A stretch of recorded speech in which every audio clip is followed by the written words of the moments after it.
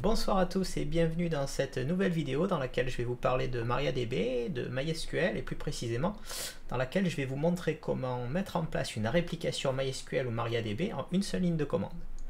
Donc pour ce faire, en fait, je suis parti d'une première vidéo en fait que je vous avais montré dans laquelle on pouvait installer simplement un serveur MySQL ou MariaDB. Et donc j'ai utilisé le même script pour installer deux serveurs de test qui vont nous servir pour cette vidéo. Et puis dans laquelle en fait on va mettre en place une réplication entre ces deux serveurs. Donc on va faire en deux temps. Je vous montre d'abord la mise en place de la réplication, deux types de réplications différentes en fait, si vous avez l'utilisation d'IP privé ou pas d'IP privé.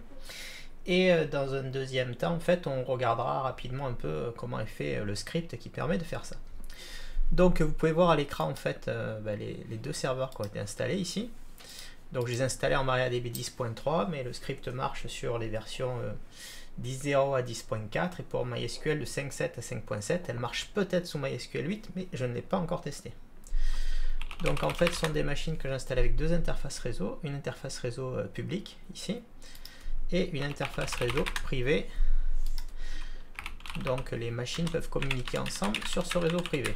Si vous n'avez pas de réseau privé entre vos machines, c'est pas grave, le script est aussi capable de faire l'installation de la réplication en utilisant uniquement les adresses IP publiques. Donc on va faire place à l'utilisation. Donc le script s'appelle Replicator. Je vous mettrai en lien son URL où vous pouvez le télécharger directement. Et donc il va prendre en compte en fait 6 paramètres: l'adresse IP publique, l'adresse IP privée du master, l'adresse IP publique et privée du serveur esclave et le mot de passe route MySQL de chacun. Alors note, cette réplication installe une réplication dans les deux sens, c'est-à-dire chaque serveur est installé en maître et esclave de l'autre. Donc après vous pouvez l'utiliser avec ou sans adresses type VIP par exemple. C'est au choix en fait en fonction de votre infrastructure et puis comment vous la gérez. Donc pour mettre en place cette réplication, donc je vais commencer par entrer l'adresse IP du maître, qui est celle-là, son adresse IP publique, puis son adresse IP privée, puis son mot de passe route que j'ai pas récupéré là. Alors c'est pas grave, je vais le récupérer.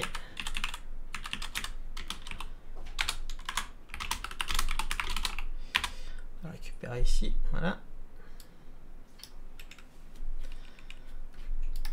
Puis on va d'avance récupérer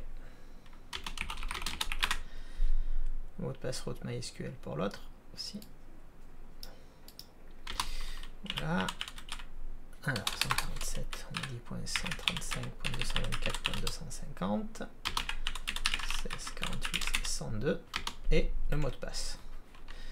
Puis il n'y a qu'à le lancer et le laisser travailler. Donc en fait, il se lance depuis un bastion, il suppose, alors un bastion depuis n'importe quelle machine, il suppose simplement que vous avez mis votre clé SSH en fait déjà sur les deux serveurs pour se connecter. Donc pour qu'il puisse se connecter, lancer de manière automatique toutes les commandes dont il a besoin. Donc là, il est en train de travailler sur les deux serveurs. Donc ce qu'il va faire, c'est setuper la réplication, puis après il va vérifier que la réplication est bien OK pour nous dire si cette réplication est OK ou pas.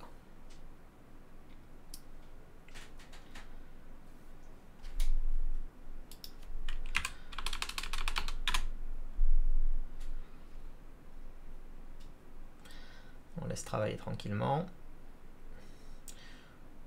Ça prend pas très longtemps. Voilà, il est en train, il attend 5 petites secondes pour être sûr que la réplication est OK. Voilà. Et là on voit MySQL Connect est OK, le Slave.io Running est OK sur les deux serveurs dans les deux sens. Donc on peut aller faire une petite vérification manuelle.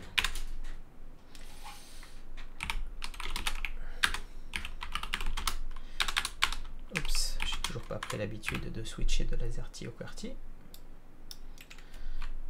Donc ici on va pouvoir faire un show slave status. Hop.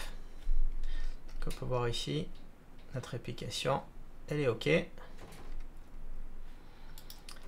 si on regarde sur le deuxième serveur, en fait c'est la vérification qui fait, elle est faite dans le script automatiquement, donc pas avoir à vérifier à la main.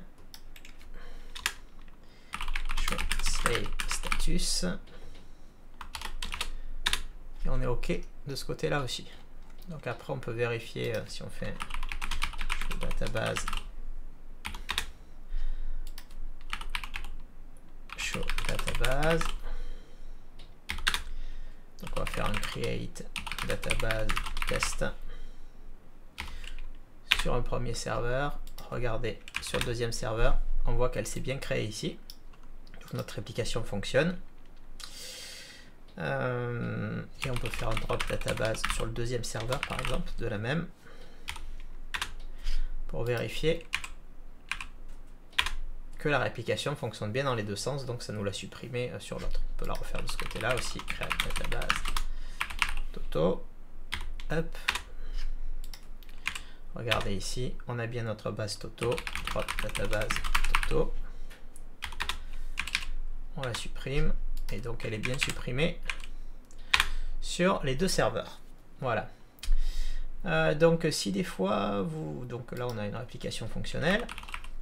Si vous n'avez pas d'adresse IP privée, en fait c'est pas grave. Vous pouvez aussi utiliser le même script. Alors je vais juste faire un retour arrière sur les serveurs avant l'installation de la réplication. Avec un petit rollback. Vous ne voyez pas mais je suis en train de faire un petit rollback dans les snapshots. Sur le premier serveur, puis sur le deuxième, rollback. Voilà, on les redémarre. Et là, on va reprendre notre commande réplicator. Et au lieu d'utiliser du coup l'adresse IP, si vous êtes privé, si vous n'en avez pas, il vous suffit de mettre 2 fois la même adresse IP. Donc l'adresse IP publique. Ça fonctionne aussi si vous avez des IP qui ne sont pas sur le même réseau, qui sont de des providers différents ou autres, en fonction de vos besoins. Donc de cette sorte. Donc on va attendre qu'ils bootent, je pense qu'ils ont déjà booté. De toute façon, c'est assez rapide avec les VM. Je fais une petite vérification. Je pense qu'elles sont up. Est-ce que j'ai bien démarré les deux? Stacky, yes. Donc, on lance le même script. Et donc là, il va faire le même travail que tout à l'heure. Il va mettre en place la réplication. Mais cette fois, il va nous la mettre juste sur la base de l'IP public. Toutes les configurations ne permettent pas forcément d'ajouter un réseau privé. Bon, l'idéal, c'est d'avoir un réseau privé avec un VLAN que vous mettez sur votre réseau privé pour avoir quelque chose de plus sécure. Mais vous pouvez parfaitement mettre une réplication pour d'autres réseaux entre IP public ou mettre entre différents fournisseurs de cloud. Si vous avez par exemple un serveur chez OVH, un serveur chez, je sais pas, chez Online par exemple, vous pouvez mettre une réplication entre les deux. Voilà, il va faire le même travail que tout à l'heure.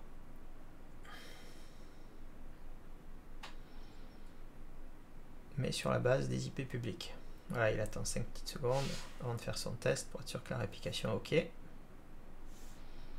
Et voilà, on a bien tout est OK. Si votre réplication n'est pas mise en place correctement, il vous renverra des messages d'erreur ici. Maintenant, on peut jeter un petit coup d'œil sur le script. Alors, pour jeter un petit coup d'œil sur le script, je vais juste basculer. Il est où? Sublime test ici. Hop, voilà. Donc il est là, j'ai besoin de cette info. Donc c'est un script qui est monté comme les autres de manière en fait assez simple. Donc on a quelques variables au départ qui sont les variables que vous avez vu qu'on a utilisées dans la ligne de commande. Hein.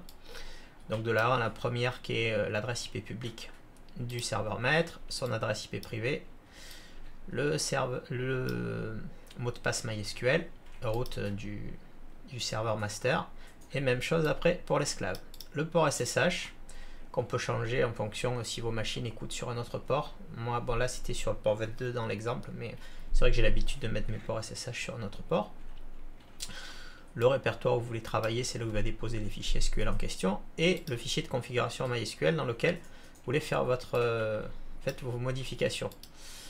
Sachant que voilà, moi tout est dans le MyCNF parce que dans l'installeur que j'utilise, que vous avez pu voir dans une de mes précédentes vidéos, donc qui est install-sql.sh, on met toute la configuration dans le my.cnf. Il y a une petite fonction de check IP qui sert juste à checker des variables master pub et master priv pour vérifier que vous n'envoyez pas une mauvaise information.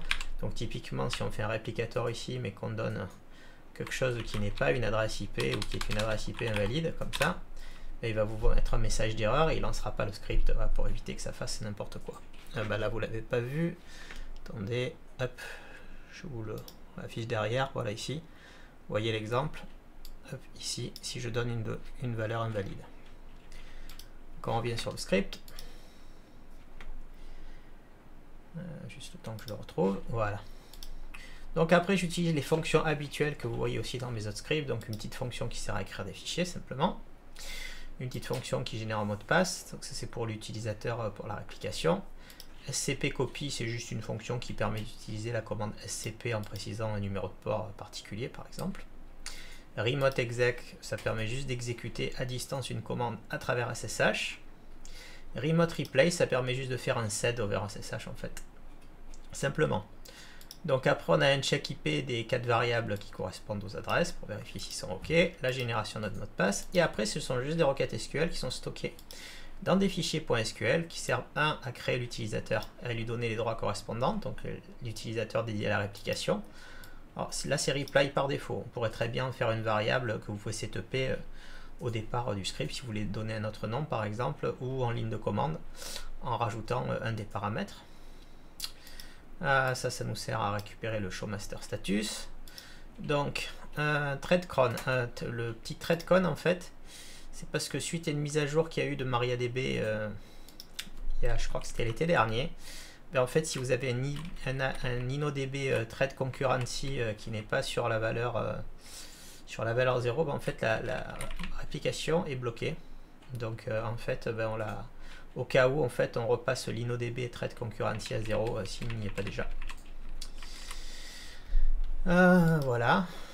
Donc après il y a un redémarrage des services. Donc c'est des commandes très simples que vous pouvez voir dessus. Après il y a un grep du serveur ID pour que chaque serveur ID soit différent.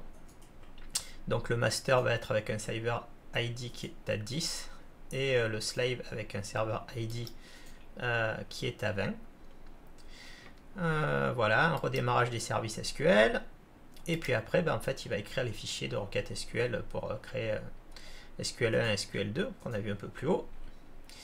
Ici, on a justement l'injection de ces fichiers et leur exécution. Il va aller récupérer les informations dont il a besoin dans le fichier master.status qu'on a généré avec l'état qui était affiché plus haut pour savoir à quelle position il doit mettre et démarrer sa réplication.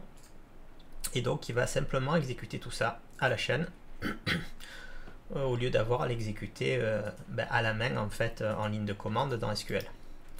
Une fois qu'il les a tous faits, il attend quelques secondes et puis il fait un test pour vérifier si la connexion est OK et si votre réplication est OK pour être sûr que tout va bien. Donc ça c'est les tests à la fin que vous avez vu avec les OK. Vous voyez, ça reste un script en fait encore une fois très simple, très facile à modifier, que vous pouvez personnaliser selon vos besoins. Alors typiquement avec ce script, j'ai installé des centaines de réplications SQL dans des cas de situations différentes qui fonctionnent bien. J'en ai une autre version un peu différente qui est faite pour mes installs, qui va chercher les fichiers de config qui sont déjà présents sur les serveurs pour faire les installations, mais c'est exactement le même principe qui est utilisé. Donc un principe très simple qui est de générer des fichiers SQL et de les injecter. Vous voyez, très peu de commandes. Puis on a quelque chose qui marche, qui est fonctionnel et qui fonctionne bien. Voilà, écoutez, je crois que c'est tout déjà pour cette vidéo. Je vous mettrai en lien le lien vers le script que vous pouvez récupérer et télécharger, donc le réplicateur.sh. Et puis si vous avez des questions, n'hésitez pas à me les poser en commentaire. Vous pouvez me joindre via Telegram, Twitter, Facebook, le réseau qui vous plaira, LinkedIn. N'hésitez pas à vous abonner à la chaîne si mes vidéos vous plaisent et si vous voulez être averti quand il y en a d'autres. Voilà, je pense du coup je vais profiter de cette vidéo en fait pour peut-être après en faire une deuxième qui sera sur la réparation de réplication MySQL par exemple, qui est HS ou cassée, peut-être l'implémentation d'une VIP. Voilà, on va voir. Voilà, je vous dis à très bientôt et puis on se donne rendez-vous dans une prochaine vidéo.